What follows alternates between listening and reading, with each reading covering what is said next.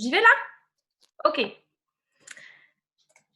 Eh ben, bienvenue tout le monde à la troisième table ronde pour ne pas tourner en rond, organisée par Alternatiba, les Amis de la Terre et Action non violente COP21 pendant le confinement.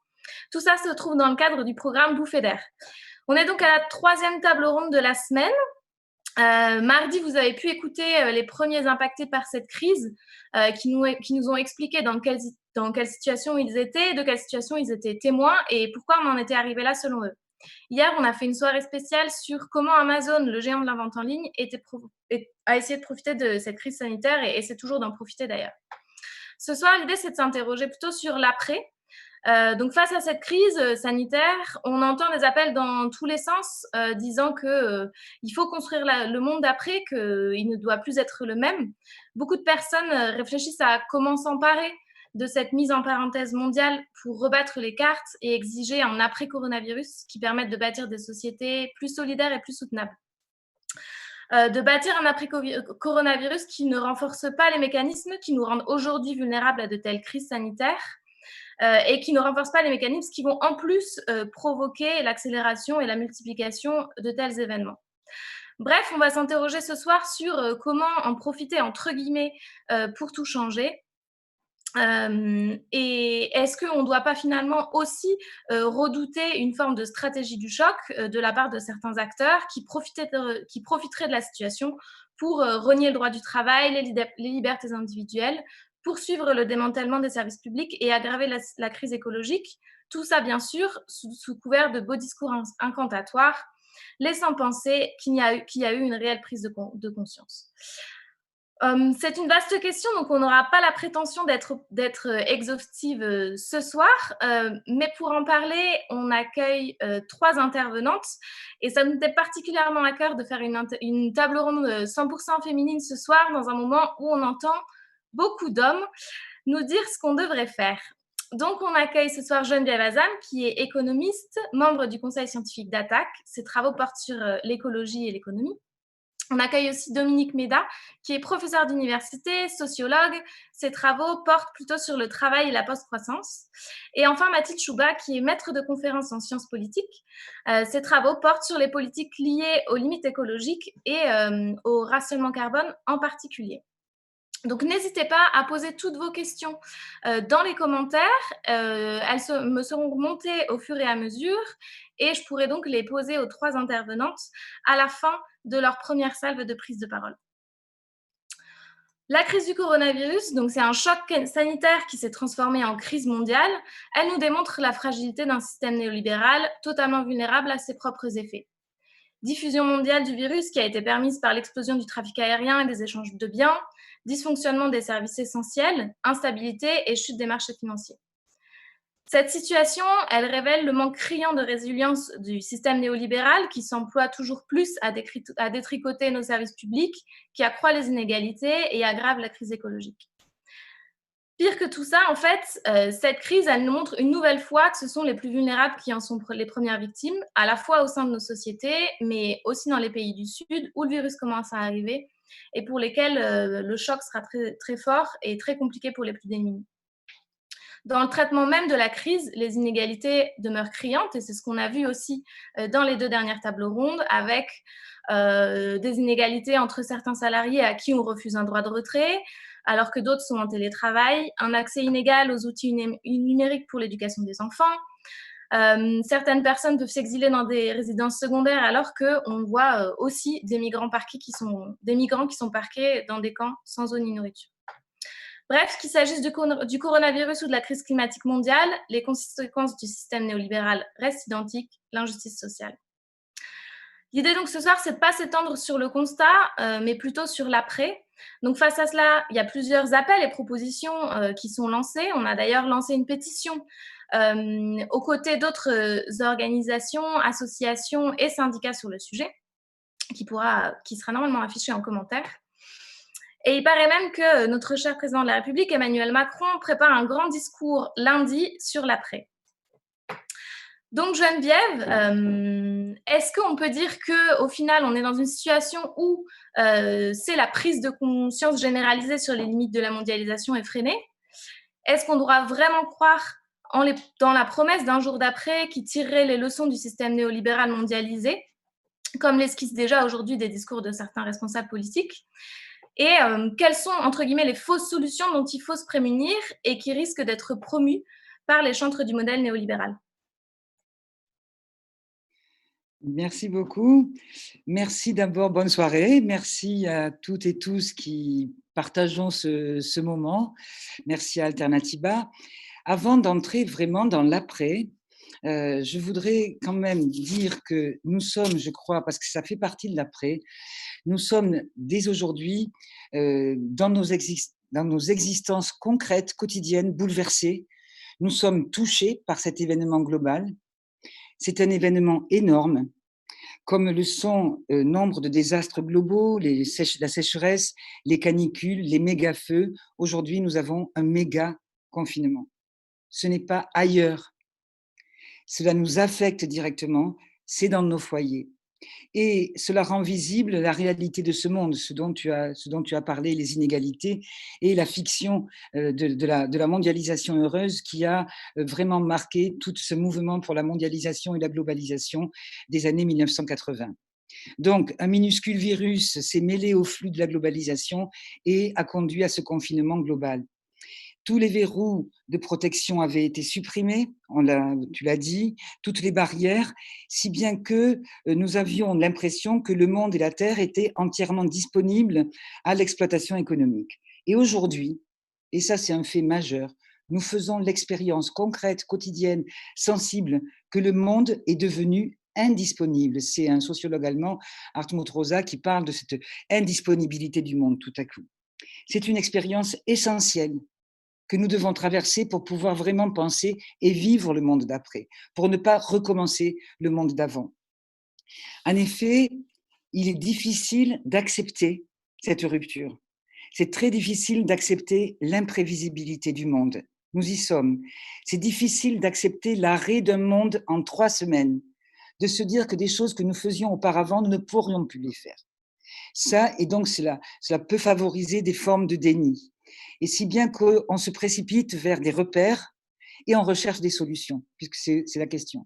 Et donc, je vais essayer, dans les minutes que j'ai, de faire un peu l'inventaire de ces solutions, fausses solutions, qui sont souvent dans la panique, la peur, qui sont souvent mises en avant dans la panique et la panique, la peur et les intérêts aussi.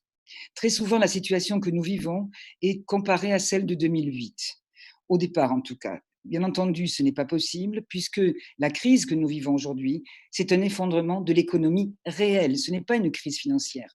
C'est un crash de l'économie réelle, crash de l'offre, crash de la demande. Et contrairement à ce que nous a dit le pouvoir, les pouvoirs, il n'y a pas de continuité dans la production. Il n'y a pas de continuité pédagogique non plus pour l'école à la maison, les étudiants, etc. Ça, c'est l'illusion du capitalisme numérique, l'illusion du télétravail. Et je crois que cette illusion aujourd'hui, elle est aussi en train de tomber. On voit bien que malgré tous ces outils, il n'y a pas de continuité. Et ce qui est très important pour l'après, c'est que apparaît le fait que pour les besoins essentiels, l'économie tourne avec des corps, l'économie tourne avec des esprits, bien sûr, avec des bras, avec des ressources matérielles. Et donc, ce crash, il donne une visibilité à ce qui donne la vie, à ce qui la protège, à ce qui la rend digne et donne visibilité à ce qui donne la mort, l'indignité et la justice. Et ce qui est très impressionnant aujourd'hui, c'est que ce que David Graeber appelle les bullshit jobs, là, les boulots à la con, hein, qui ne servent à rien, tous ces boulots qui ont fleuri comme des boulots post-catastrophe, les consultants, les contrôleurs, etc., tous ces travaux-là, on ne les voit pas du tout sur les écrans ni dans les ondes. Ce qu'on entend aujourd'hui, ce sont ceux qui permettent d'assouvir les besoins essentiels. Et ça, c'est une expérience primordiale par rapport à toutes les illusions de ce capitalisme dématérialisé. Deuxième référence qui est souvent donnée, c'est 1929. 1929. Alors, le monde, ça fait un siècle, évidemment que le monde d'aujourd'hui, donc le monde d'après, ne ressemblera pas ni au monde d'après 1929, et le monde d'aujourd'hui ne ressemble pas à 1929. Il n'en reste pas moins que c'est souvent évoqué. Or, aujourd'hui, nous ne vivons pas une crise économique de surproduction ou une crise économique de sous-consommation. Je ne rentre pas dans l'analyse de la crise de 29, Je le dis parce que l'évocation de la crise de 29 laisserait penser qu'il y aurait une solution dans les politiques de relance telles que celle qu'a fait très justement à ce moment-là Roosevelt, qu'il faudrait relancer la machine économique telle qu'elle est pour avoir la croissance, recréer de l'emploi, etc., selon le schéma keynésien, la macroéconomie keynésienne vulgarisée. Donc, ça, c'est la référence 1929, qui, à mon sens, que nous devons abandonner. L'autre référence, et la plus importante aujourd'hui, c'est 1944-1945. On a vu beaucoup de tribunes autour de le jour d'après, y compris dans nos amis, nos rangs, disons, le jour d'après. Là, je crois qu'il faut se défaire de cet imaginaire-là. C'est l'imaginaire de la libération, l'imaginaire de la paix, l'imaginaire du jour après la signature de l'accord de paix avec l'ennemi. L'ennemi est à terre. On signe un accord de paix avec un ennemi bien identifié, visible, et c'est le jour de la libération, de la liesse populaire, etc. Ça y est, nous sommes libérés. Non, ça ne va pas se passer comme ça. Et nous commençons aujourd'hui à en prendre conscience après 3 semaines de confinement, avec tout ce que nous savons, c'est que le déconfinement va être un processus qui va durer. Nous n'en avons pas pour 1 mois ou 2 mois, nous en avons pour beaucoup plus. C'est un processus qui va durer et qui, fait nouveau, est indépendant en partie de notre volonté. Nous ne contrôlons pas le coronavirus. Nous ne savons pas comment il va muter, comment il se déplace, est-ce qu'il survit au chaud, au froid, etc. Là, il y a des inconnus. Donc, c'est un processus qui risque de durer d'autant plus, et là, il y a notre volonté, que, et tu l'as signalé tout à l'heure d'ailleurs, on voit dès maintenant comment l'administration de la catastrophe, la gestion de la catastrophe, engendre une réorganisation du capitalisme. Le capitalisme du chaos, contre lequel, effectivement, nous devons être vigilants dès maintenant, pas le jour d'après. C'est dès aujourd'hui que nous devons enquêter, être vigilants sur tout ce qui se passe dans la réorganisation du capitalisme, qui, bien entendu, n'attendra pas le jour de la libération, avec un ennemi qui n'existe pas, un ennemi avec qui nous ne pouvons pas de toute façon négocier. Cette histoire de jour d'après sous-estime la situation dans laquelle nous sommes. Je pense, je comprends qu'on a besoin de ce moment pour se défouler finalement de ce que nous vivons, mais je pense que ça sous-estime la situation que nous avons à affronter.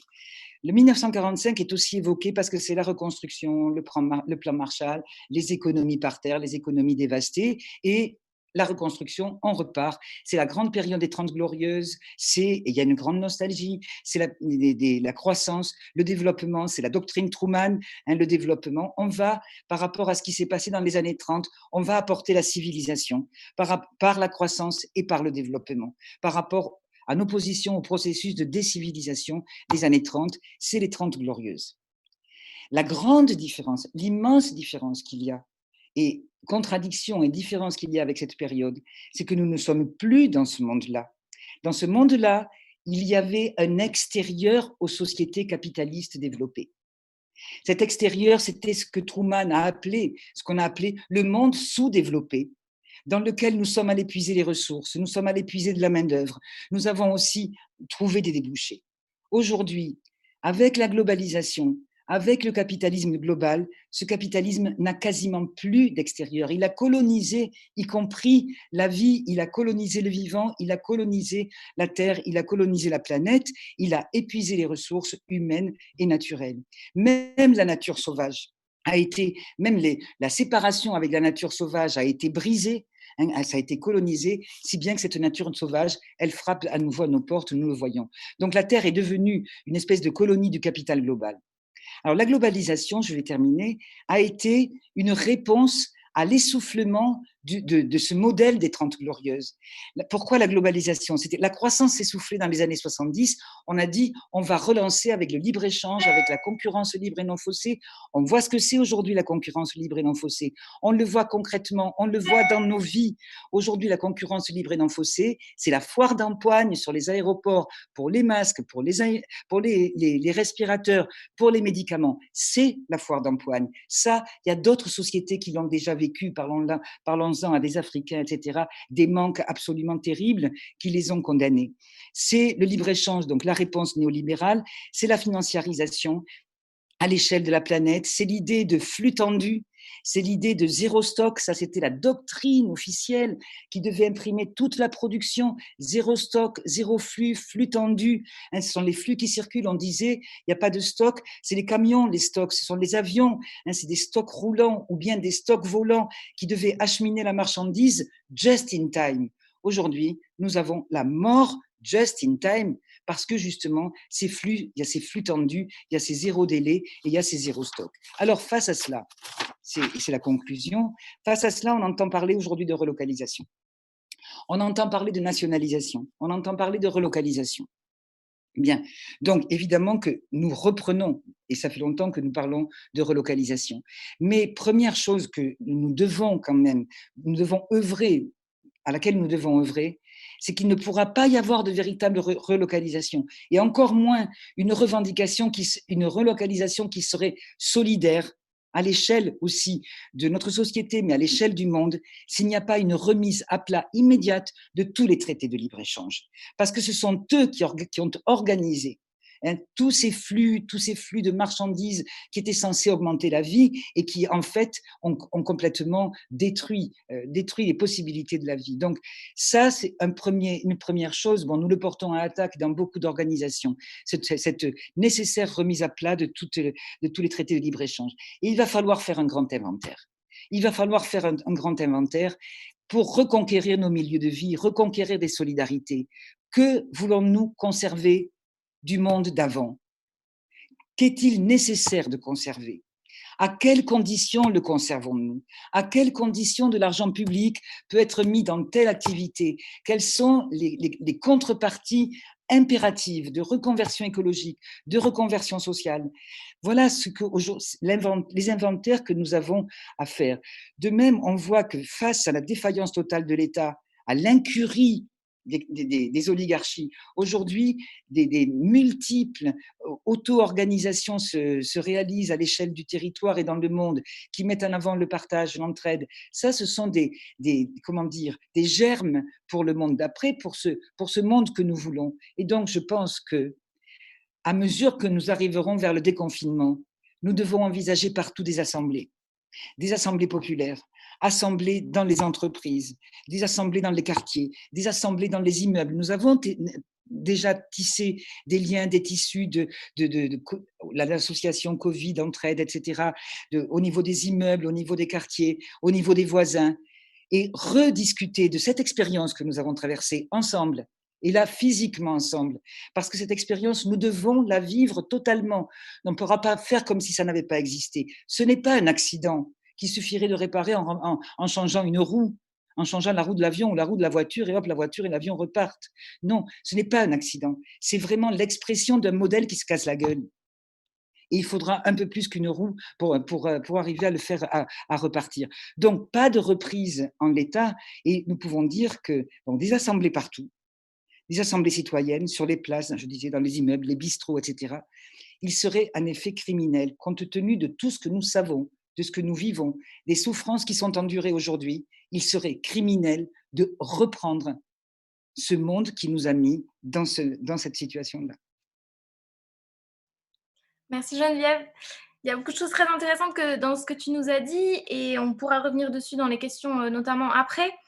Je voulais rebondir sur deux choses pour donner la parole à Dominique. La première chose, c'est, tu disais, il faut être très vigilant en ce moment même sur ce qui se passe en matière de réorganisation économique et les mesures qui sont prises pour tenter tant bien que mal de faire perdurer l'appareil productif et en même temps éviter les faillites de certaines entreprises et de certains pans entiers d'ailleurs de l'économie. Donc, comment est-ce qu'on fait pour orienter l'économie en cette période pour protéger en priorité les plus vulnérables en même temps, en préparant la société aussi à la crise écologique qui nous tombe dessus, et en évitant et en contrant finalement en fait ce capitalisme du chaos dont tu parlais. Donc ça, c'est la première question sur comment est-ce qu'on fait en ce moment pour protéger les plus vulnérables. Et la deuxième question, c'est, on entend beaucoup parler de grands plans de relance de l'économie, de Green Deal, etc., etc. de responsables politiques qui le préparaient, soi-disant. Alors, si ça devait se faire, est-ce que d'ailleurs on doit parler de relance économique? Ça, c'est la première question. Et si ça devait se faire, sur quels grands principes?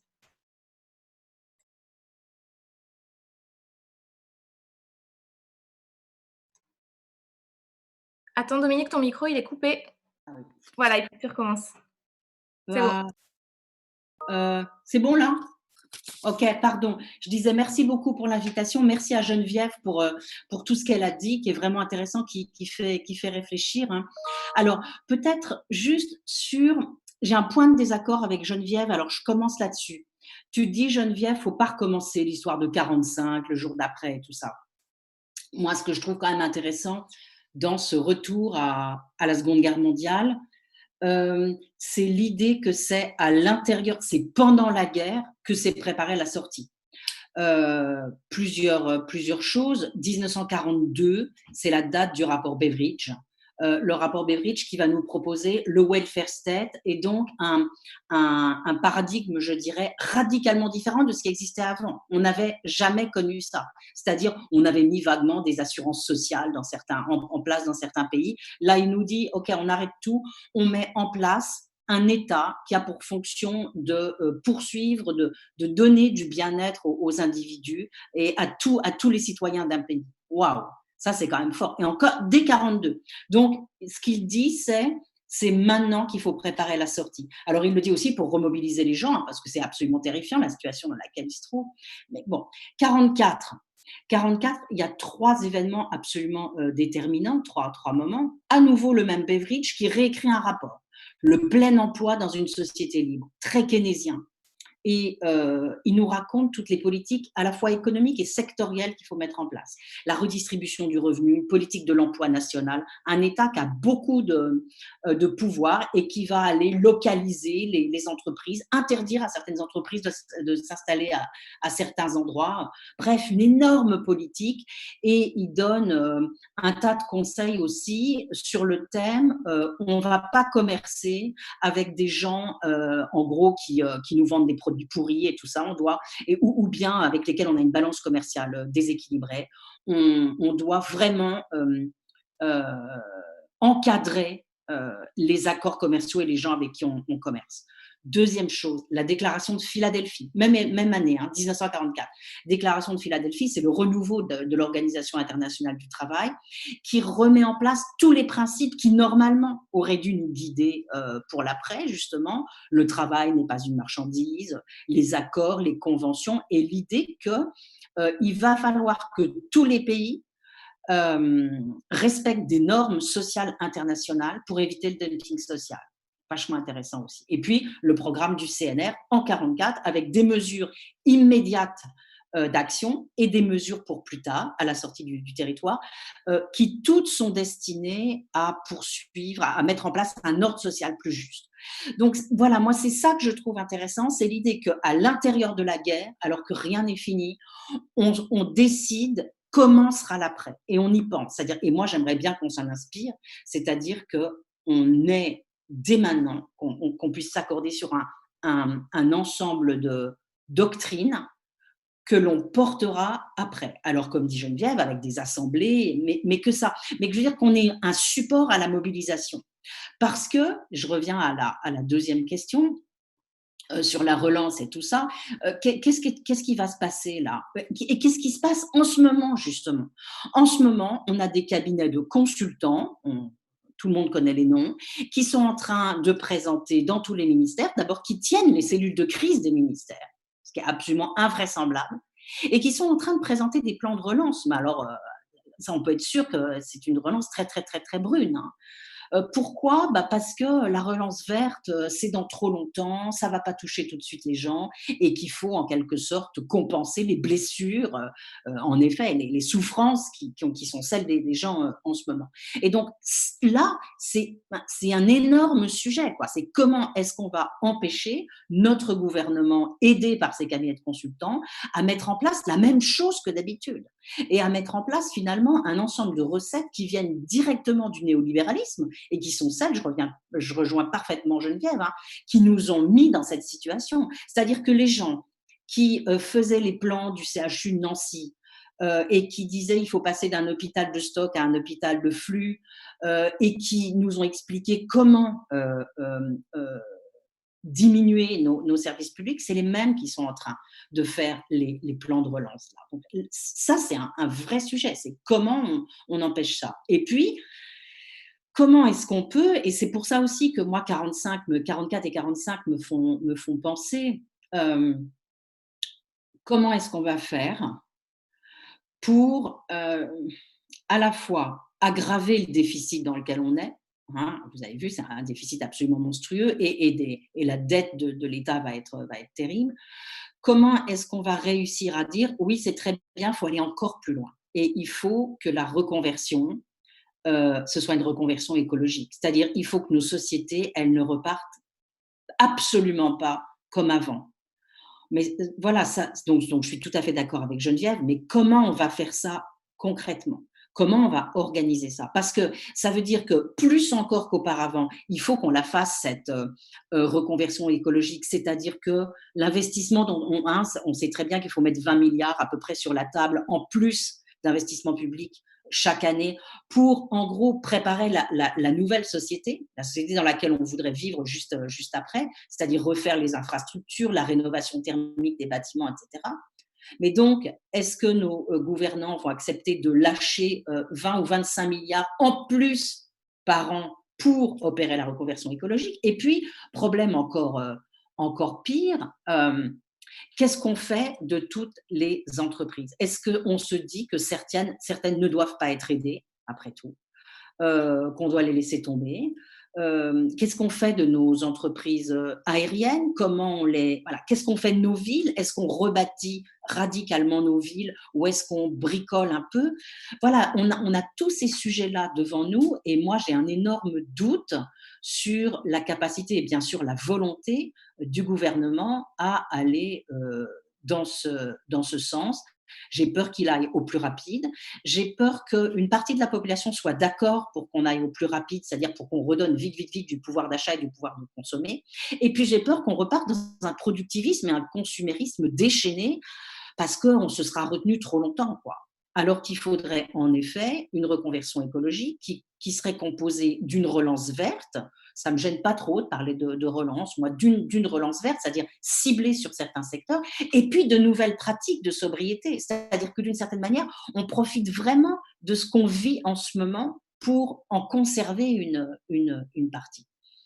Et puis, deuxième grand point, donc cette relance verte plus les pratiques de sobriété. Et puis, alors, je trouve que ça serait un chantier absolument fabuleux. Bon, moi, je suis tous les travaux d'attaque, tout ce que peut faire Geneviève, Maxime Combe sur les relocalisations. Je trouve que c'est une question déterminante. Est-ce qu'on est capable de faire cette relocalisation? Sur quels produits? Parce qu'on va nous ressortir l'histoire des cotisations sociales. Hein. On va nous refaire du Louis Gallois et on va nous redire ah ben non, on peut pas relocaliser parce que c'est trop cher. Donc, comment on va résoudre ce problème-là? Qu'est-ce qu'on va faire sur la protection sociale?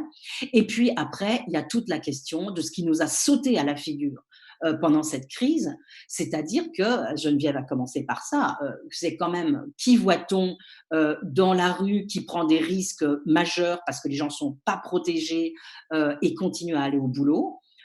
C'est notamment toutes ces professions invisibles, tous ces métiers qu'on appelle quand même non qualifiés, hein, 5 millions d'emplois qui sont dits non qualifiés, avec évidemment énormément de femmes dans tous les métiers du care, les aides-soignantes, les auxiliaires de vie, celles qui vont donner, faire la toilette à nos vieux parents dépendants, les caissières évidemment, tous ces métiers où les gens sont donc principalement des femmes, beaucoup de personnes issues de l'immigration, beaucoup de personnes racisées, donc sans protection, et qui sont, comme par hasard, les boulots les moins bien payés et les moins bien considérés dans notre société. Donc, on a une distorsion monstrueuse entre, d'un côté, le prestige social, la reconnaissance, cette hiérarchie-là des rémunérations, et puis l'utilité sociale. Donc, est-ce qu'on va réussir, en sortie de crise, à travailler cette question-là, à arrêter d'accepter cette situation et donc à augmenter les plus bas salaires et peut-être à limiter les rémunérations exorbitantes de professions. Je suis exactement d'accord avec Geneviève, hein, elle les a citées, hein, les traders, les banquiers non régulés, les consultants en new public management, les publicitaires, qui, en effet, ont une utilité sociale quand même assez réduite et qui sont même toxiques pour nos sociétés. Est-ce qu'on va réussir en sortie de crise à revoir cette hiérarchie des salaires? On n'y arrivera pas sans une gigantesque mobilisation, parce que là encore, on sait très bien ce qu'on va nous dire. On va nous dire, ah mais non, l'État est exsangue, donc on ne peut pas augmenter les petits salaires. De toute façon, on leur avait déjà dit avant, hein, il n'y a pas d'argent magique. Et puis, les employeurs privés diront, bah, nous, on est complètement étranglés, donc on ne peut pas non plus.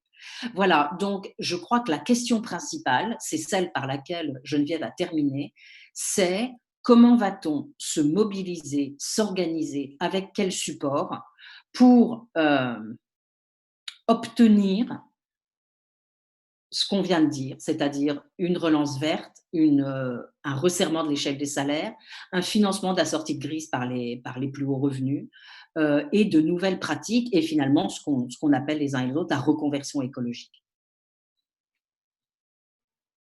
Merci Dominique.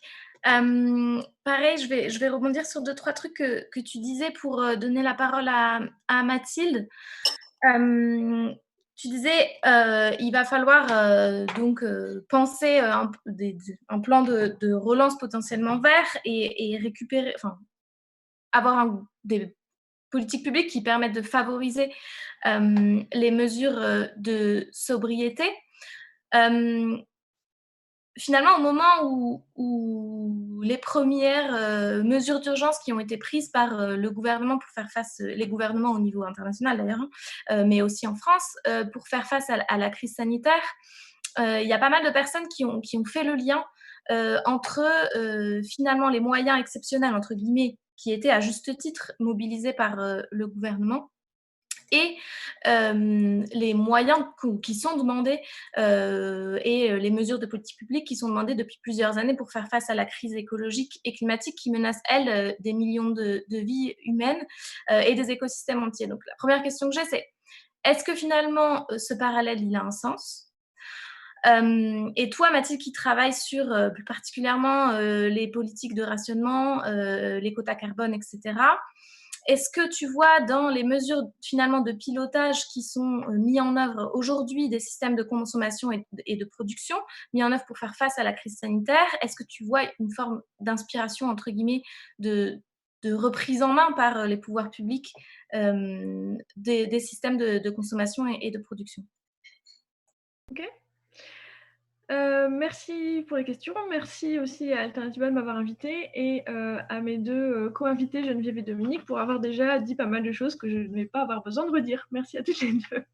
Donc, oui, c'est une situation exceptionnelle et qui est à la fois, ce qu'on vit, c'est à la fois horrible et monstrueux par pas mal d'aspects. Et en même temps, plein de surprises qui, d'un point de vue écologique, on est en train de vivre des choses qu'on n'aurait pas imaginé vivre il y a un mois et qui sont pour partie des choses qu'on n'aurait même pas osé rêver de voir arriver aussi vite. Donc ça, c'est vraiment le côté très mitigé et ambivalent de la situation. Donc, sur le plan écologiste, ce qu'on n'aurait pas imaginé rêver, c'est que le trafic aérien s'arrête en quelques semaines, se réduise aussi fortement. Je regardais tout à l'heure où on en était en Europe pour le mois de mars. Le mois de mars, sachant que le confinement arrivait dans les pays européens plutôt mi-mars. Donc, pour le mois de mars, on est déjà à moins 60% de passagers en Europe. Super, l'avion en moins, on ne peut pas faire autre chose que s'en réjouir. La production d'avions aussi, la construction d'avions, Airbus a annoncé il y a quelques jours qu'il baissait d'un tiers sa production. Si vous êtes sortis depuis mi-mars, vous avez pu voir qu'on peut faire du vélo en ville comme si on était le 15 août et qu'on peut enfin être des cyclistes et des piétons sans grand danger dans les grandes villes. Et la qualité de l'air, n'en parlons pas. Donc, vu le fait qu'il y a moins de voitures, on peut mieux respirer. Et ça s'est vu en Chine en janvier, ça se voit chez nous maintenant. Et autre chose qu'on avait perdu et qu'on n'imaginait pas retrouver aussi vite, c'est qu'on peut entendre les oiseaux en ville parce qu'il y a moins de bruit. Et il y a moins de bruit parce qu'il y a moins de voitures. Donc, on fait des expériences incroyables qu'on n'aurait pas imaginé rêver. Et on a même un grand plan de résilience. Alors ça, pareil, hein. Bon, c'est l'armée. on n'imaginait pas que ce serait l'armée qui serait en charge d'un plan de résilience, mais bon, ça c'était juste pour la blague. Mais sinon, pour le reste, on voit quand même arriver des choses qui sont des bonnes nouvelles sur le plan écologique, mais des nouvelles ambivalentes. Alors, ce qu'on peut en retirer, pour moi, c'est vraiment une expérience à grande échelle qu'on fait et qui est très éclairante pour aider à envisager ce que serait une société écologique et sur 3 points pour moi. Donc la première, c'est que Dominique et Geneviève l'ont déjà dit, c'est révélateur de ce qui est essentiel au fonctionnement de la société. On voit aujourd'hui sur quoi repose notre mode de vie, sur quelle fragilité, sur quel pilier essentiel repose ce qu'on imaginait être simplement allant de soi, contre cette illusion de dématérialisation qu'elle est avec la mondialisation et la modernité, comme disait Geneviève. Donc tout le monde commence à s'inquiéter de l'approvisionnement en nourriture. Bon, en fait, il n'y a pas trop à s'inquiéter, mais c'est une question qui devient frappante pour beaucoup de gens et préoccupante pour beaucoup de gens. On s'est aussi rendu compte qu'on dépendait d'importations pour des choses essentielles comme les masques qui sont surtout faits en Asie ou le paracétamol qui est surtout fait en Inde. Donc on a laissé notre société devenir dépendante d'importations pour des produits aussi essentiels, alors que par ailleurs, ceux qui militent contre la bombe atomique, on leur répétait qu'il fallait avoir notre bombe pour rester autonome. Donc on est autonome peut-être sur certains plans, mais sur d'autres, visiblement, on s'était complètement reposé sur les échanges mondialisés. Et on a aussi pris conscience de l'importance de métiers essentiels, pourtant non qualifiés et mal payés, comme les éboueurs, les caissières, et aussi, pas toujours mal payés, mais essentiels, le service public. Donc là, on a vraiment un grand retour de la considération pour le service public qui fait assurer, qui permet d'assurer les services de base. La deuxième grande révélation, côté éclairant de la crise actuelle, c'est sur la réorganisation de l'économie. Sur le fait que si on peut faire l'expérience à grande échelle aujourd'hui j'ai parlé du tourisme et de l'aviation en baisse, on voit beaucoup mieux que si on avait dû l'anticiper dans un rapport, on voit quels sont les emplois affectés et donc comment on devrait réorganiser l'économie si on voulait, de façon délibérée et non pas subie par une épidémie, mais si on voulait de façon délibérée réorganiser l'économie pour donner moins d'importance au trafic aérien, ça impliquerait quoi pour quels emplois? Ça, on en fait l'expérience depuis un mois. Donc, on voit beaucoup mieux quels sont les secteurs sur lesquels il faudrait anticiper la reconversion et prévoir des voies de sortie soutenables et justes. Donc ça, c'est encore un grand révélateur. Et puis troisièmement, sur un plan qui m'intéresse dans mes recherches depuis plus longtemps, c'est sur le plan de la contrainte. Je trouve que c'est très révélateur aussi qu'on soit en train d'accepter d'être confiné, donc quand même une réduction de la liberté très importante. Tout le monde ne suit pas les consignes de façon la plus docile que chacun, mais on est quand même globalement en train d'accepter des privations très importantes. Encore une fois, qu'il y a un mois, on n'aurait pas imaginé accepter. Ça fait un mois, mais on s'attend à ce que ça dure encore. Les dates de fin de confinement sont un peu floues, mais quand même plutôt tardives que proches. Et ces pertes de liberté, c'est aussi quelque chose à quoi on réfléchit en matière de transition écologique, parce que si on doit réduire les émissions de gaz à effet de serre et donc les consommations d'énergie fossile, ça suppose aussi beaucoup de réduction de transport, donc beaucoup de réduction de mobilité. Et le partage de cette réduction de mobilité, ça se ferait par ça impliquerait des renoncements par rapport à ce à quoi on a l'habitude aujourd'hui. Et c'est intéressant pour réfléchir à la contrainte parce que si on pose la question dans l'absolu, personne n'a envie d'être contraint ou quoi que ce soit. Et c'est souvent un obstacle qu'on a en tête si on imagine des politiques écologistes, mais comment faire pour donner envie aux gens de subir des choses qu'à l'heure actuelle, on n'a vraiment pas envie de vivre. Et la grande leçon des expériences du passé en matière de privation, de liberté ou de réorganisation en situation de crise, c'est que les contraintes sont globalement acceptées si elles sont justes et justifiées. Et j'insiste bien sur les deux. Juste, c'est-à-dire la plus égalitaire possible, et justifiée, c'est qu'elles aient une bonne raison, qu'elles soient légitimes. À l'heure actuelle, on n'imaginerait pas remettre en question le confinement si on est persuadé que c'est ce qui peut éviter encore d'avoir des milliers de morts en France. C'est relativement juste, pas sur tous les plans, hein. C'est juste du point de vue de la contrainte qu'on subit de ne pas pouvoir sortir de chez soi, puisque tout le monde est logé à la même enseigne, tout le monde doit faire sa déclaration pour pouvoir sortir, etc. Il y a certes des gens pour qui c'est un peu plus facile, des gens qui sont à la campagne, etc. Mais en tout cas, le confinement et la norme de confinement concernent tout le monde de la même manière.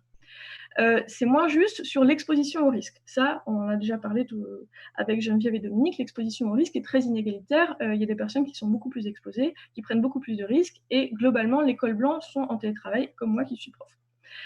Donc on n'est pas au même niveau de prise de danger. Mais la contrainte qui consiste à ne pas pouvoir aller en vacances, ne pas pouvoir faire le repas familial de Pâques, ne pas pouvoir aller faire la chasse aux œufs, si on peut évoquer des thèmes un peu plus légers, ça concerne tout le monde. Et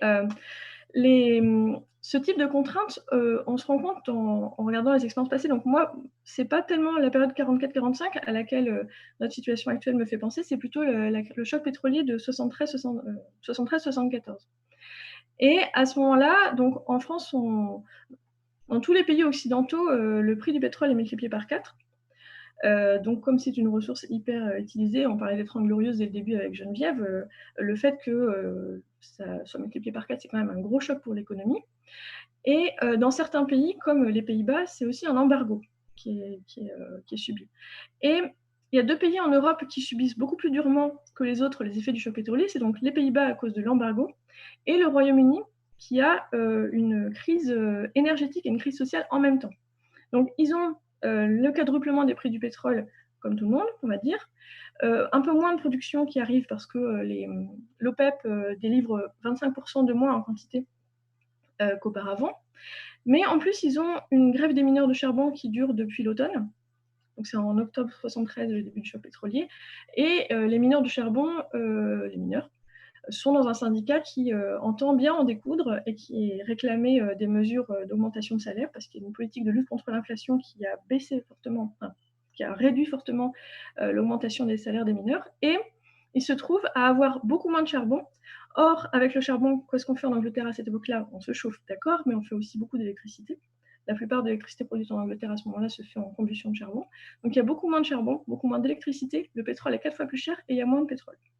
Donc c'est une crise comme aujourd'hui, on déclare l'état d'urgence, donc c'est pas l'état d'urgence sanitaire, c'est l'état d'urgence tout court, et on prend des mesures spéciales. Et dans les mesures spéciales, il y a notamment, à vous rappeler la situation actuelle, pour que l'énergie, disons pour éviter que des entreprises mettent la clé sous la porte parce qu'elles n'ont plus assez d'énergie pour tourner, c'est vraiment de ça qu'il s'agit, on fait tourner l'économie au ralenti. Et on déclare en décembre 73 en Grande-Bretagne la semaine de travail limitée à 5 jours d'abord, sans heures supplémentaires. Donc toute entreprise ne peut pas ouvrir plus de 5 jours par semaine et pas faire d'heures sup. Et puis ça va suffire que pendant 2 semaines, et à partir du 1er janvier, ça sera la semaine de travail de 3 jours. Et ça va durer 2 mois en tout, jusqu'au 8 mars. Donc pendant 2 mois, en Grande-Bretagne, on travaille que 3 jours par semaine. Toutes les entreprises ne sont ouvertes que 3 jours par semaine. Et il y a un dispositif qui ressemble beaucoup à notre chômage partiel, qui fait que l'État couvre une partie des salaires non perçus par les employés qui vont travailler moins. Et donc dans cette période, en fait, on a aussi une expérience à grande échelle de réduction du rythme productif de la société, une crise économique qui vient d'autre chose que l'économie et qui contraint beaucoup de gens à se chauffer moins. Les magasins de nourriture sont les seuls à pouvoir être chauffés, mais sinon il y a des coupures d'électricité tous les jours qui sont annoncées en avance, les programmes télé diffusent moins et les gens restent chez eux puisqu'ils ont moins de boulot, mais il n'y a pas pour autant de l'énergie pour aller se promener et faire des tours. Et un peu comme aujourd'hui, on peut craindre un peu comme aujourd'hui ce qui s'est passé à la fin de cette période très spéciale, qui est que alors qu'on aurait pu imaginer que cette phase aide à prendre conscience de la dépendance que la société avait vis-à-vis de l'énergie, en fait, on a plutôt tiré les leçons qu'on était trop dépendant, non pas de l'énergie, mais des mineurs et des syndicats. Et ça a donné lieu, dans les années qui ont suivi, à une série de mesures pré-thatchériennes, puis le gouvernement Thatcher a encore mis une dose de régulation et de limitation des droits des syndicats qui ont suivi. Donc, je partage, comme Geneviève et Dominique, l'inquiétude qu'on ne tire pas les bonnes leçons de la crise actuelle, et alors qu'il y en a de très intéressantes à en tirer. C'est très éclairant sur beaucoup de points pour la crise écologique, mais qu'on en tire que ça ne soit qu'une occasion de plus pour les porteurs de solutions libéraux de fournir les propositions qu'ils ont en stock depuis longtemps et qu'on connaît tous, et qui consisteraient à pour comment faire une relance facile, par exemple, du BTP sans que ça coûte trop cher à l'État. Ça pourrait être très simplement en abaissant les normes environnementales. C'est très simple, ça ne coûte rien. Ça pourrait être aussi j'ai étudié aussi la période de les politiques écologiques en Grèce après la crise économique, et on a réduit l'investissement dans les parcs, on a vendu à tout va, on a aussi beaucoup abaissé les normes environnementales. Donc il faudra être hyper vigilant à l'interprétation qui est donnée, et j'espère que le mouvement écologiste et les mouvements type attaque et disons la gauche écologiste en général puissent porter fortement une interprétation de la crise actuelle dans le sens de la transition écologique, parce que c'est une occasion, c'est vraiment un kairos qu'on a en ce moment. Les gens se rendent compte de ce qu'ils ont perdu, de ce qu'on avait perdu comme rapport à la nature, et qu'on peut retrouver en partie parce que, et à la santé, paradoxalement, parce qu'on peut respirer, les rues ne sont pas envahies par les automobiles, qu'on peut à nouveau entendre les oiseaux dans des villes denses. J'espère que ce sentiment de ce qu'on avait perdu, qui va être révélé pour tout le monde, puisse être un moteur puissant pour réclamer qu'on ne reparte pas comme avant, comme en 40. Si je peux pas me permettre d'expression. Voilà. Merci Mathilde. Alors, bon, on est plus de 700 personnes sur le live, il y a plein de questions qui arrivent. Une des premières questions qu'il y avait, c'était plutôt sur l'idée de se dire, en fait, dans ces moments-là, finalement, de crise majeure, on se retrouve avec une forme de concentration des pouvoirs et du coup, très peu de contrôle démocratique de ces mesures-là. Donc, comment est-ce qu'on fait pour aussi à la sortie et sur l'après penser à un modèle de gouvernance qui permet de reprendre la main aussi sur les décisions qui vont être prises et au final se rendre compte que des mesures strictes d'encadrement des prix, des biens, etc., en fait, elles sont prises aujourd'hui dans des situations de crise. Donc, comment est-ce qu'on pense une gouvernance démocratique finalement de la décroissance et de cette décélération qui est forcée, mais comment est-ce qu'on fait pour l'anticiper collectivement et que ce soit démocratiquement décidé, quoi. Dominique? Moi, je veux bien dire un petit mot, peut-être que Geneviève ne sera pas d'accord, mais pour reprendre la métaphore du CNR, alors évidemment, on n'était pas du tout dans la même situation, puisque on avait De Gaulle qui avait lancé son appel, et puis on avait les communistes, etc. Bon, ce que je trouve intéressant dans la formation au Conseil national de la résistance, c'est que ça rassemble des tas de gens très différents. Ça rassemble d'abord un peu des comités de libération qui se sont mis un peu partout dans le territoire. Il y a le comité Nord, le comité Sud, etc. Et puis, il va y avoir des syndicalistes, des journalistes, bref, toute une série de personnes qui se mettent d'accord. Et puis, évidemment, il y a la très grande force à l'époque de la CGT et du Parti communiste. Ça, c'est évidemment ce qui fait la très grande différence avec notre époque. Mais je trouve que cette question, c'est absolument la question essentielle. C'est-à-dire que quand on va sortir de la crise, les pouvoirs vont rester concentrés à la fois entre les mains du gouvernement et d'un Parlement qui a une majorité qui lui permet de faire ce qu'il veut. Il faudrait exiger, en effet, que ce soit d'autres types de coalitions, ou au moins que d'autres personnes soient absolument consultées et intégrées dans la prise de décision. Au minimum les syndicats.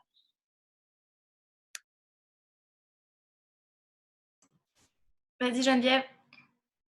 Oui, la différence, c'est que là, on a un pouvoir qui est élu, un pouvoir qui est élu en temps de paix, enfin leur paix, un pouvoir qui est légitime, Donc, Dominique, tout à l'heure, tu disais souvent le on, mais c'est qui le on?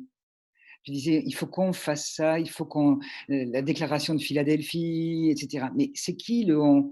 Je crois qu'aujourd'hui, on ne peut pas reproduire un pouvoir qui, comment dire, on ne peut pas mettre à côté un cabinet de l'ombre, disons, il faudrait mettre un cabinet de l'ombre, mais comment se construit ce cabinet de l'ombre, etc. C'est en ce sens que moi, je pense quand même, ce que j'espère profondément, je voudrais dire une chose quand même, c'est que cette crise, pour moi, ce n'est pas une crise, mais ce n'est pas grave, hein, cet événement coronavirus, il arrive sur des sociétés qui sont complètement malades. On avait déjà une crise sociale extrêmement grave depuis plus d'1 an, plus de 2 ans, et ce n'est pas seulement en France, parce que là, il ne faut pas regarder uniquement le gouvernement français, c'est le problème de l'Europe qui, c'est absolument n'importe quoi aujourd'hui en Europe. L'Europe, c'est hallucinant ce qui peut se passer.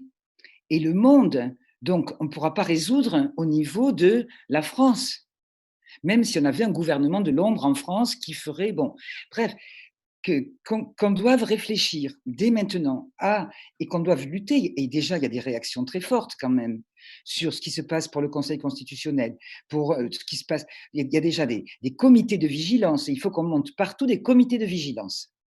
Hein, ce n'est pas la résistance avec les maquis, mais c'est des comités de vigilance partout dans tous les domaines, je crois, pour les migrants, pour les sans-droit, pour les sans-logis, pour etc. La vigilance partout, des comités d'entraide et des comités de vigilance. Mais ces comités de vigilance, une fois le déconfinement arrivé, enfin bon, progressivement, ils seront là. Et c'est aussi à partir de là, moi, ce que je pense, hein, de ces assemblées qui ne réfléchiront pas avec rien. Regardons aujourd'hui, il y a des textes qui sortent de partout, il y a des réflexions qui sortent de partout. Tout ceci est en train de se construire. Après les 2 premières semaines un peu de situation un peu effarée, aussi d'une certaine modestie, parce qu'il est très difficile de dire aujourd'hui, de manière surplombante, il va falloir faire ci, il va falloir faire là, alors que nous ne maîtrisons absolument pas l'étendue des dégâts. Parce que même Air France, ok, on va renationaliser Air France, mais la situation d'Air France, elle ne dépend pas uniquement d'Air France, elle ne dépend pas uniquement de la décision du gouvernement français. Les frontières vont être fermées pendant longtemps. C'est pas demain matin, sortie de crise, le jour J, ça y est, on réouvre les frontières, tout le monde circule comme avant, etc., etc. Donc, c'est cette situation qui va impacter aussi, impacter aussi notre propre société. Et c'est pour ça que, sortie de crise, bon, je pense que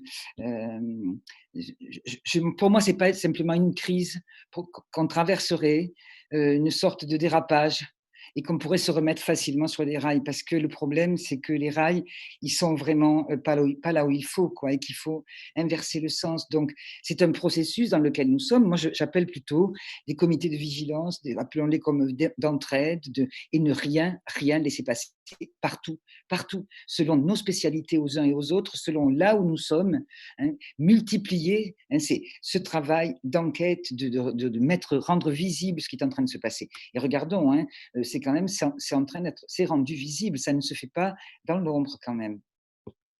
Ok pour comité de vigilance. Ouais, c'est une très bonne idée. Mathilde? J'avais vu un truc intéressant. Mais... Ouais, merci. Dans ta question, Cécile, tu parlais des pouvoirs qui sont donnés, des pouvoirs particuliers qui sont donnés au gouvernement. Et évidemment, il faut faire attention parce que c'est déjà un gouvernement qui a une politique qui se passe facilement du Parlement. Donc, il y a une concentration du pouvoir qui est inquiétante et il faut y prendre garde. Et en même temps, il y a certaines choses qui, du coup, ont été remises dans le secteur du public alors qu'elles étaient auparavant déléguées au marché. Et c'est quelque chose d'assez typique des situations de crise aussi. Quand, là, par exemple, il y a eu une envolée des prix sur les gels hydroalcooliques parce que tout le monde en voulait et il n'y en avait pas assez pour faire face à l'énorme demande. Et en mars, le gouvernement a fixé des tarifs selon les tailles. Donc, c'était, je crois, 2 € pour les 100 millilitres, etc., selon les volumes. Donc, ça, en fait, c'est une intervention dans le système de prix. Alors que en situation normal de libre marché, c'est les fabricants pharmaceutiques qui décident à quel prix ils vont vendre, les fabricants pharmaceutiques, puis ensuite les pharmacies, qui décident à quel prix ils vont vendre leurs produits. Donc ça, c'est juste un tout petit exemple, mais du fait qu'on se rend compte et on en tire les conséquences, on se rend bien compte que le système du marché qui laisse les entreprises et l'addition des volontés individuelles, hein. Le marché, c'est aussi ça, qui laisse l'addition des volontés individuelles et les entreprises fixer comme elles veulent la distribution des produits et les prix auxquels c'est distribué. On sent et on se rend compte qu'en temps de crise, quand c'est des objets ou des produits qui sont jugés essentiels, on ne peut pas laisser le marché le traiter seul. Et on reprend ça en main. Et ça, c'est les systèmes de rationnement, c'est typique de ça. Pour l'alimentation, pour le pétrole, quand il y a une pénurie et qu'on estime que ça serait dramatique que quelques-uns en soient exclus, alors on reprend le contrôle de la distribution des quantités et de la fixation des prix.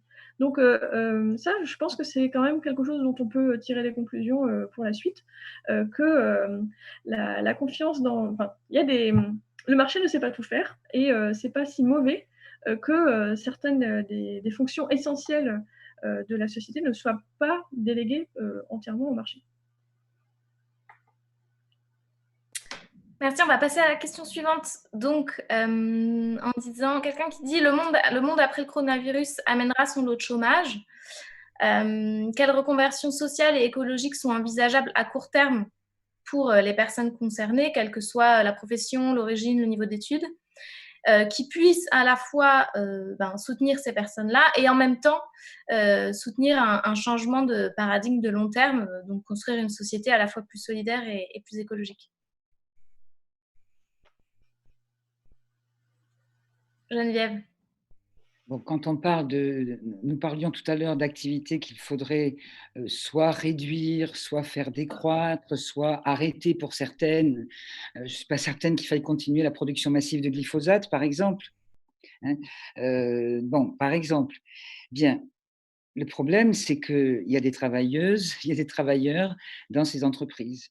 Et que ça, on ne pourra pas le poser. Voilà pourquoi je proposais aussi, bon, je ne suis pas seule, hein, des assemblées un peu partout, y compris dans les entreprises. C'est que se pose la question véritablement d'un maintien des droits des salariés, y compris le droit à un revenu pendant le temps de la transition. Et ça, s'il n'y a pas cette sécurité apporter à des salariés pour que puisse être organisée véritablement une reconversion de l'industrie. On a vu, alors là l'exemple de la guerre est intéressant, mais pas comme analogie, mais l'exemple de la Seconde Guerre mondiale est intéressant. On sait qu'on peut très bien reconvertir des industries lourdes, hein, comme d'ailleurs ils le font déjà. Hein, Renault qui produit des respirateurs, après avoir asphyxié, ils produisent les respirateurs. Je trouve ça assez savoureux. Bon, c'est une reconversion pas mal, je trouve. Hein. Bon, donc celle-ci c'est un exemple, mais l'économie américaine s'est reconvertie en économie de guerre dans un temps absolument record quand ils ont décidé l'intervention. Donc on sait, là ça suppose l'intervention de l'État, bien entendu, etc. Mais ça suppose de sécuriser les salariés. Parce que si on ne sécurise pas l'emploi et si on ne sécurise pas le revenu, bon, bien évidemment que la transition n'est pas possible parce que Mathilde disait tout à l'heure des mesures qui doivent être justes. Hein, et bien là, toute mesure doit être imprégnée de la justice. Quand on voit à quel point aujourd'hui cette catastrophe du coronavirus, elle est sélective, hein, parce que malgré tout le confinement, tout le monde ne le vit pas de la même manière. Et même les privations, Mathilde, hein, pour certains, les privations, c'est quotidien. Hein, être privé de vacances, être privé de biens, de produits, comment dire, sains, etc., c'est la privation quotidienne. Hein, donc, donc ça, bon, cette idée de justice est absolument centrale. Donc, je crois que dans les réflexions que nous avons à mener sur la nécessaire réduction de l'impact aérien, etc., et encore une fois, ce n'est pas nous seuls qui déciderons. Là aussi, je crois qu'il va falloir, ce n'est pas nous seuls qui tirerons toutes les manettes, absolument pas, parce qu'après le coronavirus, il peut y avoir des sécheresses terribles, des canicules, etc., etc. On n'en a pas fini quand même avec les situations terribles dans lesquelles nous sommes. Hein. il y a une vitalité de la société, hein, et heureusement, mais donc sécuriser, pas seulement les parcours, comme on dit parfois, hein, sécuriser les milieux de vie, sécuriser les conditions de vie, sécuriser les revenus pour ceux qui seraient touchés par cette nécessaire reconversion écologique qui doit maintenant être rapide et qui sera rapide de toute façon, qu'on le veuille ou non. Aujourd'hui, l'aviation, pas en France, on pourrait compter sur la reprise des vols de l'Allemagne, de la Chine, de l'Inde. Non, c'est pas en France que ça se passe. C'est à l'échelle du monde que ça se passe aujourd'hui. Donc, c'est en ce sens que je suis d'accord sur les références que tu as données, Dominique, de ces réflexions qu'il y a eu pendant la guerre sur cette sécurité sociale. Alors, elle est de notre, elle existe toujours aujourd'hui. C'est d'autres ordres. C'est une sécurité écologique. C'est une sécurité pour la transition. Je ne sais pas, un salaire de transition. En tout cas, ceci doit être absolument posé si on veut ne pas parler pour rien dire, quoi, c'est-à-dire rendre possible. Ensuite, pour l'emploi, juste après, je termine. Pour l'emploi, si nous nous débarrassons du modèle de l'efficience, des flux tendus, de zéro stock, etc., il y a des millions d'emplois qui peuvent être créés, au prix, certes, d'une certaine réduction de la productivité du travail. Certes, dans l'agriculture, hein, c'est des milliers d'emplois qui peuvent être créés. Je pense qu'on va en faire l'expérience très rapidement parce que c'est vrai que sur certains stocks, il n'y a absolument pas de problème, en tout cas pour nos pays.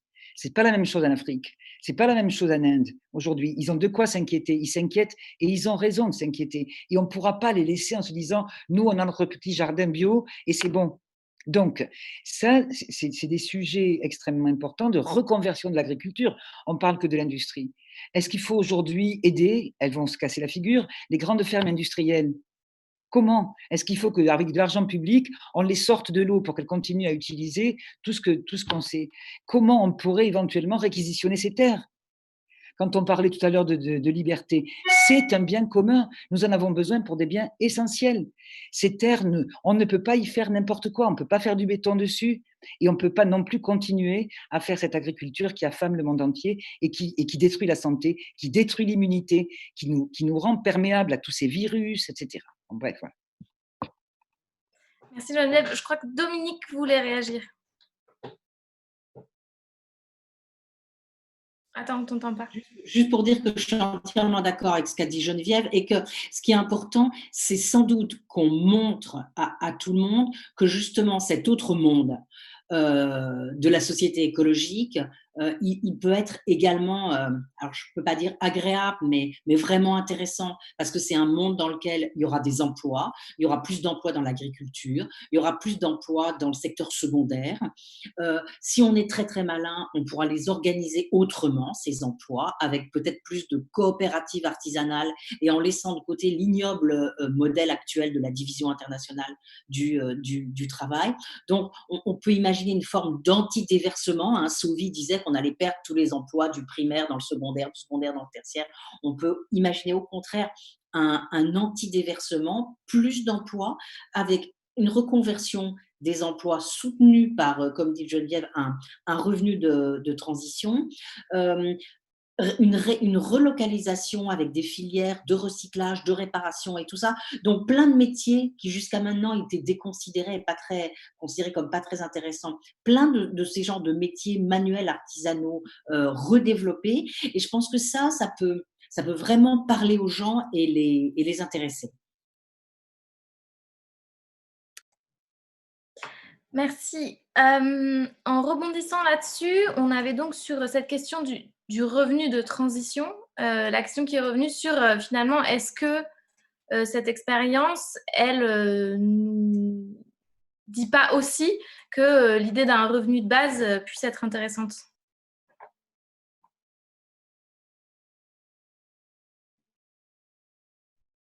Vas-y Dominique.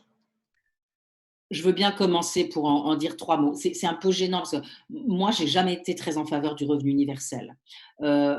Pour une principale raison qui est que j'ai peur que ça soit la version libérale qui soit mise en place et que ça nous détricote une grande partie de la protection sociale. Maintenant, la solution qui consisterait à dire qu'on en met un en place aujourd'hui pour assurer la transition, mais donc pas pour tout le monde, hein, toujours réservé à un certain nombre de personnes, et pas l'idée qu'on distribue 700 milliards à tout le monde et puis qu'on essaye plus ou moins de le récupérer après. Mais on le distribue à un certain nombre de personnes. Voir le revenu tel qu'il était imaginé dans la seconde partie de la campagne présidentielle de Hamon, c'est-à-dire un RSA considérablement augmenté, ouvert aux moins de 18 ans, euh, aux, euh, aux moins de 25 ans et distribué automatiquement. Ça, oui, mais le revenu universel tel qu'il est parfois promu, c'est-à-dire une énorme machine qui distribue 700 milliards à tout le monde et puis essaye de le rattraper, ça, moi, j'y crois moyennement. Et surtout, voilà, je crains que ça soit la version libérale qui soit mise en œuvre. Merci. Alors, on avait ensuite… Geneviève, tu voulais réagir, pardon. Pour aller dans ton sens, Dominique, il y a un article ce matin dans Les Échos, justement, sur le revenu universel qui pourrait être intéressant, une sorte de salaire minimum, versé à tout le monde. Bon, là, je crois que c'est… Parce qu'en plus, il me semble que dans l'idée d'un salaire de reconversion, il y a l'idée du travail qui est maintenue. Bon, ça c'est… alors, on peut repenser le travail, hein, mais enfin, ça me paraît plus politiquement, en tout cas, redonner du sens politique au travail aussi, qui en a perdu complètement, un sens social, un sens civique, je ne sais pas comment le dire, au travail de participation à une société. Bon, après, le débat n'est pas clos, hein, c'est normal que le débat sur le revenu universel ressurgisse aujourd'hui, bien entendu, parce qu'on va avoir un chômage absolument monstrueux. D'ailleurs, c'est intéressant, hein, on vantait tant la croissance américaine, c'était le truc de bataille de Trump, la croissance américaine, on était un peu baba de la croissance américaine. On voit ce que ça représentait, la croissance américaine. En quelques jours, ça a été 3 millions de chômeurs et patatras la croissance américaine. Et on voit une société complètement fragilisée. Des services publics absolument incroyables, ce qu'on appelle la tropicalisation du monde, c'est-à-dire c'est ce qu'on appelait avant le tiers-monde. Ok, il y a aussi beaucoup de questions sur, justement, beaucoup de personnes qui s'interrogent, qui regardent le live sur, mais concrètement, qu'est-ce qu'on peut faire, nous, en tant que citoyens. Donc, il y a des premières pistes qui ont été données, mais surtout, qu'est-ce qu'on peut faire là, en période de confinement, qui risque en plus de durer très longtemps, et pendant laquelle, finalement, c'est compliqué d'organiser des mobilisations sociales et d'y voir clair dans les prochains mois sur à quel point, comment on va pouvoir faire des choses dans la rue, au-delà de ce qui peut être fait en ligne aujourd'hui ou comme système de solidarité restreint. Moi, je pense qu'il y a, je ne sais pas, très rapidement, il y a des initiatives absolument partout qui peuvent paraître infimes, mais qui, dans la période présente, sont extrêmement importantes, montrent aussi la vitalité d'une société. C'est tout ce qui est du domaine du ravitaillement, par exemple, de l'aide dans les immeubles, de contact avec des producteurs locaux depuis que les marchés à ciel ouvert ont été fermés, de reconstruction de tous ces tissus, de l'agriculture locale, bon, etc.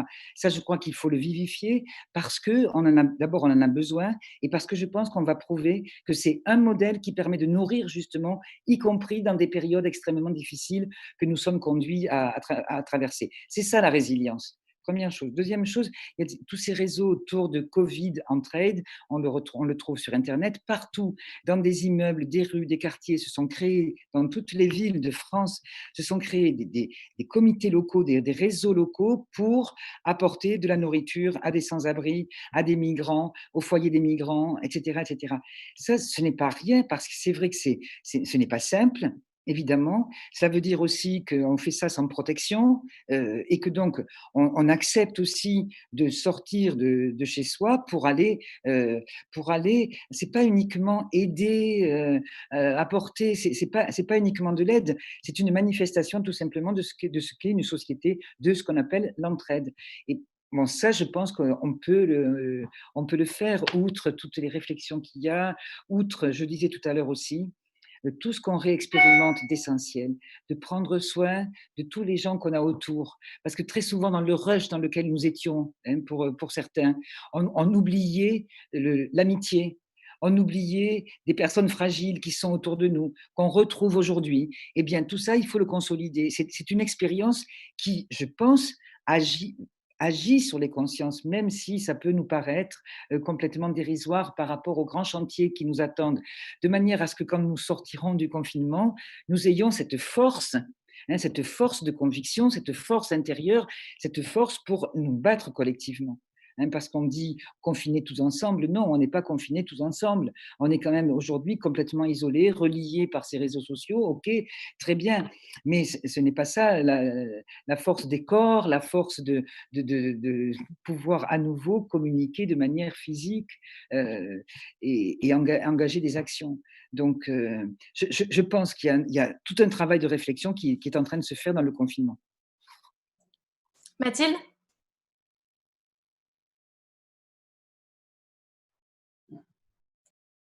Le son. D'accord. Donc, oui, je suis tout à fait d'accord avec ce que vient de dire Geneviève. Et vu qu'elle a parlé de résilience et qu'elle n'a pas l'air de penser que l'armée est capable de résilience, elle a peut-être raison. Mais la résilience, un des indicateurs dans le mouvement des villes en transition qui avait été imaginé pour mesurer la résilience, bon, ça n'a pas été fait, mais c'était l'idée de à quoi ça pourrait ressembler des indicateurs de résilience. Il y avait notamment le fait de savoir si on se sentait en capacité de faire confiance à ses voisins en temps de crise. La question étant posée, combien de personnes dans la ville pensent qu'elles pourraient faire confiance à leurs voisins en temps de crise? Et c'est l'occasion de le mettre en œuvre. C'est-à-dire, c'est l'occasion de prendre contact avec les voisins et l'entourage proche pour apporter son aide ou accepter de l'aide. Et ça peut être pour des choses très simples comme faire les courses, comme on a dit, mais aussi se prêter des bouquins, etc. Mais pas juste pour le plaisir de faire les courses et prêter des bouquins, mais aussi pour nouer des relations avec les gens avec lesquels se fera la transition écologique, parce que ça sera avec tout le monde, et au-delà des cercles d'amitié et de proximité sociale. Et justement, comme on n'est pas trop capable d'avoir des contacts avec nos amis, c'est-à-dire les relations sociales choisies, c'est le moment aussi d'en avoir avec les autres personnes qui sont proches de nous géographiquement, mais pas forcément proches de nous socialement, parce qu'ils n'ont pas les mêmes centres d'intérêt, pas les mêmes appartenances politiques, etc. Donc c'est vraiment le bon moment pour mettre en œuvre cette proposition cette interprétation de la résilience via la confiance dans ses voisins. Et ça peut être très, très utile pour redémarrer la société, si on peut parler de ça, jour d'après et compagnie, avec tous les guillemets qu'il faut, avec d'autres bases. Et j'ajouterais aussi, c'est le moment aussi d'en profiter pour lire. Donc on ne peut pas faire autant de choses qu'on aimerait, et surtout si on est des militants activistes qui avons l'habitude de se réunir et d'organiser les choses, mais lire pour être moins crédule et moins construire son appareil critique pour être plus prêt à se défendre face à tout ce qu'on va se prendre en matière de relance. C'est vraiment le bon moment pour ça. Et troisièmement, parce que je suis écologiste, je pense que c'est aussi le bon moment pour avoir un peu plus d'attention aux bribes de nature qu'on peut avoir autour de soi. Je dis bien les bribes parce qu'on n'est pas du tout tous dans la même situation à ce propos-là, mais en ce moment, il y a des tas de choses qui changent dans la nature parce que c'est le printemps. Et essayer d'être un peu plus attentif aux sons, aux odeurs et à ce qu'on voit, au rythme très lent auquel changent les choses. Et si on n'a pas un seul brin de verdure à disposition, il y a encore le ciel. Et regarder les étoiles, malgré la pollution lumineuse, c'est le bon moment pour voir Vénus. Donc, je dis à tout le monde. Et la Lune est aussi plus proche que d'habitude. Donc la Lune est plus proche parce que c'est l'orbite qui veut ça. Et en plus, elle est pleine en ce moment. Donc, regardez la Lune et rendez-vous compte de à quel point ça nous relativise notre petite place sur Terre, de voir cette boule qui est tout proche de nous à un point où on se dit mais mince, en fait, je savais que la Lune existait, mais là, c'est vrai, quoi. Donc ça, c'est aussi des expériences qu'on peut faire en ce moment, même en étant coincé. Dominique? Je voulais juste dire une seule chose, c'est que je pense que ce qui est très très utile, moi je ne le fais pas parce que je ne suis pas une pro, mais c'est d'aller sur les réseaux sociaux pour défendre nos convictions et nos idées, versus tout ce qui est en train de se balader en ce moment comme complotisme, thèse du Rassemblement national, etc. Je pense que si on a envie de faire des choses, il y a là un champ énorme à labourer. Et est-ce que, nous, par exemple, aux Amis de la Terre, avec Action Nouvelle COP21, Alternativa, on suit des secteurs en particulier sur lesquels on essaie tant bien que mal d'organiser la riposte en ce moment, entre guillemets. Donc, tout le travail qui peut être fait autour d'Amazon, avec par exemple une plainte qui a été déposée par Solidaire hier pour arrêter les activités d'Amazon, qu'on les considère comme non essentielles, des moyens de se mobiliser sur les réseaux sociaux pour justement stopper cette activité-là et stopper cet acteur qui essaie de profiter comme le plus qu'il peut en fait de cette crise.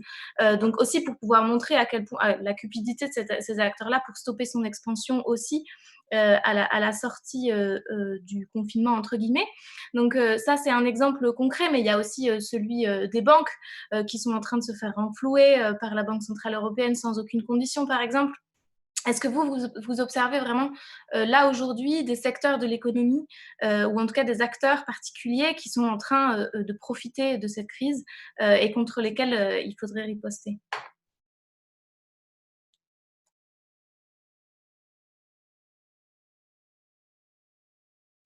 Geneviève? Tu as cité, je crois, Amazon, hein. C'est des prédateurs, mais ils font une casse sociale absolument, une casse sociale, culturelle, civilisationnelle absolument effarante. Les petites librairies qui vont, je ne sais pas comment elles vont les librairies indépendantes, comment elles vont ressortir de cet épisode. C'est essentiellement, c'est à ça que je pense avec Amazon. C'est aujourd'hui les Uber là, qui livrent les repas. On les voit encore toujours, hein, les Uber dans la rue qui livrent les repas. Donc là, s'il y a un appel à faire, c'est réapprendre à faire la cuisine. Hein, c'est aussi un des mérites du confinement, une cuisine simple, mais réapprendre à faire la cuisine midi et soir. Bon, c'est pas sans passer par la pizza commandée chez Uber qui exploite vraiment des esclaves. Bon, je crois que ils ont été identifiés. Quant aux banques, l'histoire du refinancement des banques aujourd'hui, c'est d'une absurdité absolument totale. C'est le remake de 2008.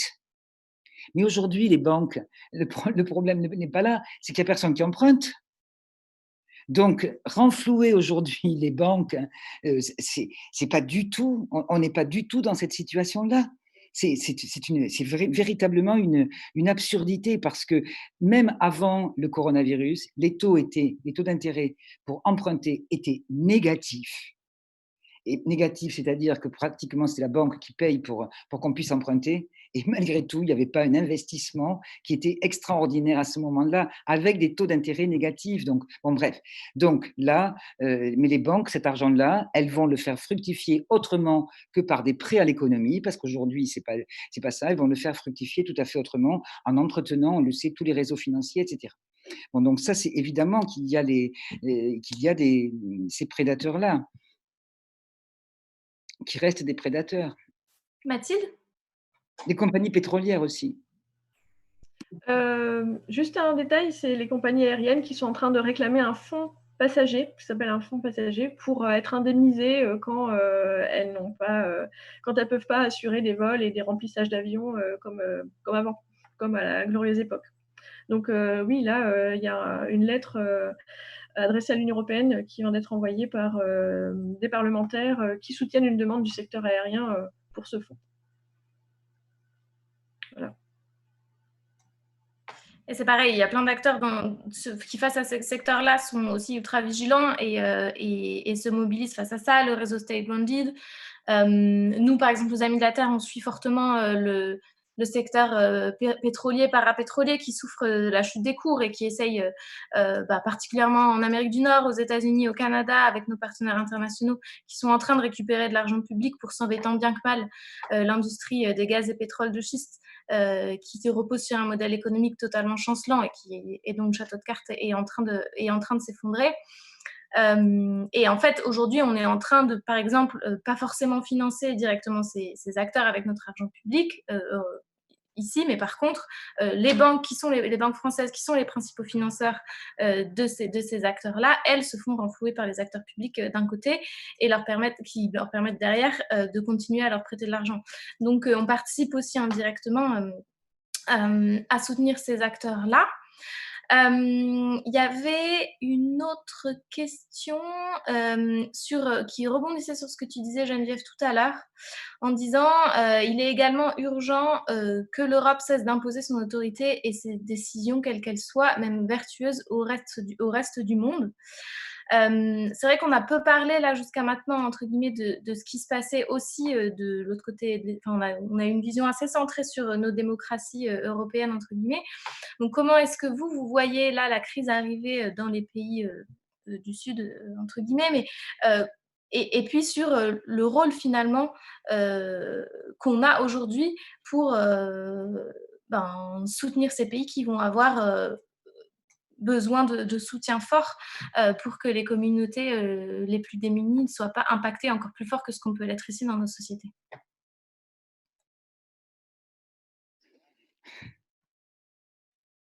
Bon, moi, je veux bien répondre. Je veux bien tenter une réponse juste sur la fameuse aide par rapport aux pays démunis. Il y a eu un très bel article d'une écrivaine indienne, Arundhati Roy, dans le Monde hier ou avant-hier. Et elle écrit très bien avec une belle plume comment, avec ses amis, etc., il regarde la télévision et il découvre éberlué la toute-puissance américaine, avec dans les hôpitaux des gens qui se font des combinaisons avec des sacs poubelles. Donc, elle regarde ça depuis New Delhi. Et donc, comment dire, cette question de l'aide, je rappelle par exemple que l'Italie a fait appel à des médecins cubains. Ça aussi, ça bouscule un petit peu nos schémas. Donc, je crois que, bien entendu, il faut penser la solidarité internationale, mais cet épisode-là va rebattre les cartes vraiment de la géopolitique mondiale. C'est évident. La situation américaine est absolument catastrophique. Bon, si on parle, ce qu'elle dit, je trouve très drôle, c'est que si on parle de guerre, ben les États-Unis, ils ont tout ce qu'il faut pour la guerre. Si on fait la guerre au virus, ils ont les tanks, ils ont les missiles, ils ont tous les machins, ils n'ont qu'à sortir l'artillerie. Sauf que c'est pas comme ça que ça se passe. Et que là, on a changé de guerre. C'est pas la même guerre. Et là, c'est pas les mêmes forces qui vont pouvoir venir à bout de cette situation dans laquelle nous sommes. Et la toute-puissance viriliste, etc., là, je crois que l'impuissance apparaît très clairement. Bon, et on est au début d'un processus. Donc, alors après, sur la solidarité internationale, bien entendu, il y a déjà des appels, même du Programme alimentaire mondial qui s'inquiète, de l'ONU qui s'inquiète sur les pénuries alimentaires en Afrique, dans les pays du Sud. Ça, nous l'avons largement organisé avec tous nos traités de libre-échange. Donc, la première chose à faire pour l'Europe, déjà, c'est de revoir complètement tous les traités de libre-échange avec les pays d'Afrique, Caraïbes, Pacifique, etc., etc. Ça, c'est une urgence absolue, absolue, pour ne pas leur imposer nos produits et tuer tous les embryons d'économie locale qu'il peut y avoir, d'agriculture paysanne, etc., qu'il peut y avoir dans ces pays, qui sont tués littéralement par les importations de produits de chez nous. Dominique, tu voulais rebondir ? Ouais, juste deux choses très pour aller dans le sens de ce que dit Geneviève, l'état de délabrement de notre hôpital fait penser à des pays du tiers-monde. Il y a plus rien, il y a plus de blouse, il y a même pas il paraît qu'il y a même pas dans les salles de réa d'oreillers corrects sur lesquels peuvent se poser les gens, qui sont posés sur le ventre et qu'on retourne, donc qui se blessent. Enfin, c'est tout à fait sidérant que la France en soit arrivée là. Et puis un mot, parce que tu parlais d'Europe, un mot de l'Europe quand même. Je veux dire, la situation dans laquelle on est en ce moment est totalement sidérante, avec le refus de solidarité. Le refus de solidarité, je veux dire, ce à quoi on assiste aujourd'hui, c'est un échec, mais gigantesque de l'Europe. Et ça, c'est quand même quelque chose dont il va falloir tenir compte. Je ne sais pas comment, mais ça apporte de l'eau au moulin de tous ceux qui disent depuis des années que non, l'Europe, ça ne marche pas, c'est même à cause d'elle que ça ne va pas. Je veux dire, ça rebat toutes nos idées. Je trouve que c'est énorme ce qui est en train de se passer là. Mathilde ? Oui, je voulais juste compléter ce que dit Dominique sur le fait que les cartes sont rebattues. Je pense qu'on a aussi tous été surpris de voir quelle quantité d'argent public était en fait disponible si on décidait qu'un enjeu était prioritaire. Et donc ça, du point de vue de la transition écologique, c'est une nouvelle incroyable. Et je pense qu'on ne va pas pouvoir revenir à une situation où on nous dira et où on acceptera que non, ça c'est vraiment pas raisonnable de demander parce que ça coûterait cher et vous vous rendez pas compte pour l'économie, etc. Donc ça, c'est encore un élément du Kairos et de l'ouverture qu'on a aujourd'hui. Les choses vont vraiment changer. On ne pourra plus se faire répéter les mêmes salades et on ne pourra plus y croire. Ok, il nous reste 3 minutes avant de conclure. Est-ce que vous voulez deux choses, dire un dernier mot chacune et potentiellement donner un conseil de lecture ou de podcast à toutes ces personnes qui ont potentiellement le temps de pouvoir se pencher sur quelque chose?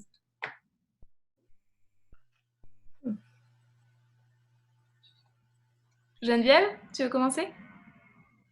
Je n'ai pas prévu un conseil de lecture, mais je voudrais dire portons-nous bien, parce que portons-nous bien pas à un niveau individuel, hein, portons-nous bien individuellement pour nous porter bien collectivement quand nous pourrons exercer véritablement, physiquement aussi, cette présence collective, parce qu'on met beaucoup en avant l'idée du care. C'est du soin, c'est pas uniquement le soin pour soi, c'est le soin pour le monde, c'est le soin pour la terre, c'est le soin pour les voisins, c'est le soin pour le plus proche. Donc voilà, c'est ça que nous expérimentons aujourd'hui. Mathilde? Je conseille de lire un rapport qui a été publié il y a peu de temps, et rédigé par 3 membres de l'Institut Momentum, dont je fais aussi partie. C'est un rapport biorégion sur la biorégion Île-de-France résiliente en 2050, je crois, ou 2030, et qui pouvait paraître un peu farfelu sur certains plans peut-être, ou je dis pas farfelu, je veux dire utopiste, qui pouvait paraître utopiste sur certains plans. Et en fait, avec la situation qu'on vit actuellement, c'est-à-dire une prise de conscience très aiguë de l'importance de la production alimentaire, le fait aussi que plein de gens sont partis de Paris quand ils le pouvaient, et je sais quand ça veut dire aussi qu'ils avaient les moyens d'aller ailleurs, mais en tout cas, 17% au moins des gens d'Île-de-France sont partis. Donc la baisse de la densité dans les grandes villes et la prise de conscience de l'importance de l'agriculture, c'est 2 thèmes qui sont très importants dans ce rapport, et vous pouvez le trouver en ligne facilement. Donc les 3 auteurs sont Agnès Sinaï, Yves Cochet et Benoît Thévard. Et mon conseil ou mon petit mot, c'est bon courage à tous et pour tout, parce que on n'est pas encore au milieu de la crise. Et que ça soit une source d'inspiration pour tous, je pense à vous. Dominique? Oui, alors moi je suis très mécontente parce que Mathilde m'a piqué mon idée. Alors ça, c'est vraiment, vraiment pas sympa. Non, c'est vrai, c'est un bijou ce truc biorégion. Alors du coup, pour me venger, je propose le blog de Jean Gadret, un vieux complice à nous, avec qui on partage plein d'idées. Et d'ailleurs, on a écrit un bouquin avec Florence Janicatrice, on a dirigé un bouquin sur le travail de Jean Gadret qui s'appelle L'économie au service de la société. Et moi aussi, je dis continuer ce réseau parce que je pense que c'est super important de pouvoir comme ça partager des idées, des convictions, affûter nos arguments pour demain. Et bravo d'avoir fait ça. Merci beaucoup. Rapide conclusion, je vais essayer de reprendre quelques éléments qui sont sortis, surtout sur qu'est-ce qu'on peut faire pour préparer l'après aujourd'hui, comment est-ce qu'on s'organise en confinement et à la sortie. L'idée de créer des comités de vigilance pour vraiment enquêter, suivre les activités dans les différents secteurs. Nous, en tout cas, vous pourrez nous suivre. On va continuer à suivre les activités d'Amazon, continuer à suivre ce que font les banques et l'industrie fossile aujourd'hui. Créer des comités, penser à créer des assemblées à la sortie du confinement quand on pourra à nouveau se réunir, rejoindre dès maintenant les groupes locaux du réseau Alternatiba, ANV et des Amis de la Terre qui sont impliqués dans les réseaux d'entraide localement. Donc rejoindre ces réseaux-là et s'il n'y en a pas, rejoindre, aller voir ce qui se passe sur le réseau Covid d'entraide de manière générale, aller voir tout simplement ses voisins autour de soi. Prendre du temps pour lire, réapprendre à regarder la nature et à continuer à suivre nos incroyables tables rondes dans le cadre de bouffées d'air et plein d'autres choses qui ont lieu aujourd'hui sur les réseaux sociaux qui permettent d'avoir accès à tout ça. Il est 20h en plus, il va falloir se mettre sur nos balcons pour applaudir. Donc c'est le moment des remerciements. Merci à toutes les trois. Vraiment, d'avoir pris ce temps aujourd'hui. Merci à toutes les personnes qui nous ont suivis. Et merci à l'équipe de préparation de cette table ronde, Sylvine, Francesca, Juliette, Enora, Clotilde, Gwenaëlle, Rémi, Malika, Anne-Sophie, Pauline et Lucas à la technique. Et puis, on se retrouve tous très bientôt en live sur la programmation Bouffée d'air. Bonne soirée!